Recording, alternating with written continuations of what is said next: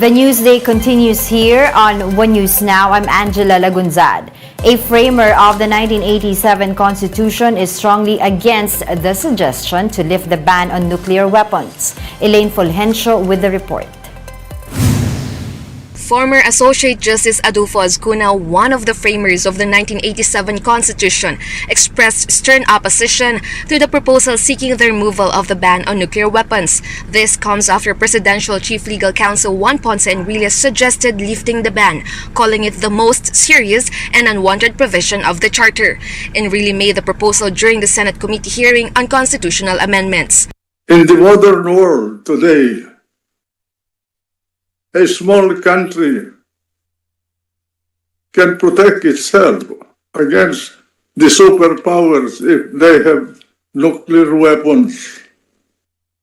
We should remove that restriction and make the country flexible. However, Azcuna says the presence of nuclear weapons will only cause danger. Hindi dapat magbantay mag-ambisyon tayo magkaroon ng nuclear weapons dahil dapat i-abolish na yung nuclear weapons na yan kasi delikado, we will have a nuclear holocaust when everybody has nuclear weapons. Azcuna also fears the possible negative impact if nuclear weapons become common, even for smaller countries. It also puts the Philippines in bad position if allies such as the United States place their nuclear weapons here. Pwedeng delikado ang tayo natin dahil baka magdala ng nuclear weapons ang Amerika sa atin at hindi natin alam. At because of that, it will attract an attack by other countries on the Philippines. The Philippines is one of the 90 signatory countries in the Treaty to Prohibit Nuclear Weapons signed in 2017. It bans the development, testing, production, acquisition, possession, and stockpiling of nuclear weapons. For his part, International Studies Professor Renato De Castro says several countries with nuclear weapons have not had any significant impact yet. Countries have nuclear weapons. Has this triggered a nuclear war? Right? The last time nuclear weapons was used, of course, was in Nagasaki, 1945. There's been no nuclear war since 1945. So I think that is a extreme case of paranoia. De Castro did note, though, that the Philippines is not capable of producing its own nuclear weapons and that the country is still bound by the treaty even if it amends the Constitution. Reporting for News 5, Elaine Fulgencio, we are One News. With the heat index in some parts of the country breaching 40 degrees Celsius, health experts call on the public to take precautions against heat stroke. The details in this report by Gio Robles. Can't be denied that summer has arrived. Food delivery rider Ronald had to stop on the sidewalk due to the intense heat on EDSA. Medyo pasakit kasi nga sa sobrang init, kailangan namin dumiskarte. Mahanap kayo ng lilim. Jerry, who works as a parking attendant, is also finding ways to avoid the scorching heat of the sun. Jerry has to be on duty from 6 in the morning until 2 p.m., meaning that he has no escape from the hot weather. Minsan, 7 sir, mainit na ho. Kaya minsan po, mga puno yan, dyan po kami mga nagtatago. Along with summer comes the reminder from experts about illnesses caused by hot weather, such as the deadly heat stroke. One doctor warned that the common symptoms of excessive sun exposure usually begin with simple dizziness. Heat stroke, ito yung most serious na heat-related illness na pwedeng ma-encounter ng isang tao kapag sobrang init ng panahon. Aside from dizziness, some symptoms of heat stroke are red and itchy skin, high body temperature but not sweating, confusion and restlessness, and loss of consciousness. According to Dr. Chua, even children are not safe from the dangers of heat stroke. So in case of experiencing symptoms, she has this advice to parents. Kailangan dalhin mo yung anak mo sa cooler place, painumin ng maraming tubig, and pwede natin to punas-punasan ng mga malalamig na bimpo or with ice, no, para to lower down ng yung body temperature. If one can't avoid being exposed under the sun like riders and cyclists, Dr. Chua said to always drink water to avoid dehydration. For News 5, Gio Robles, we are One News. We'll be back with more stories after the break. Keep it here on One News.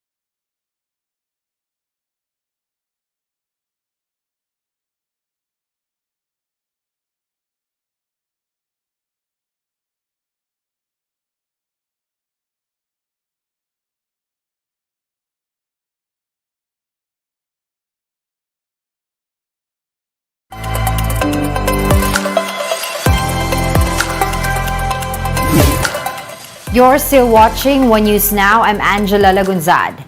An environmental science professor is concerned that the oil spill in Oriental Mindoro could become more toxic, especially with a warm and dry season. Hernando Bacosa of the Mindanao State University Iligan said that determining the extent of the damage brought by the oil spill should be prioritized. He also suggested the conduct of oil spill drills in addition to investing in equipment that can fast-track cleanup and response operations in case of another oil spill incident in the future. Let's now take a quick look at today's other top stories.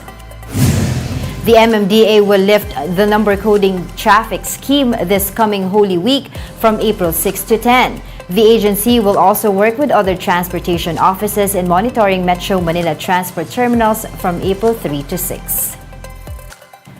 Around 20 crew members of MT Princess Empress went to the NBI to give their affidavits over the oil spill in Oriental Mindoro.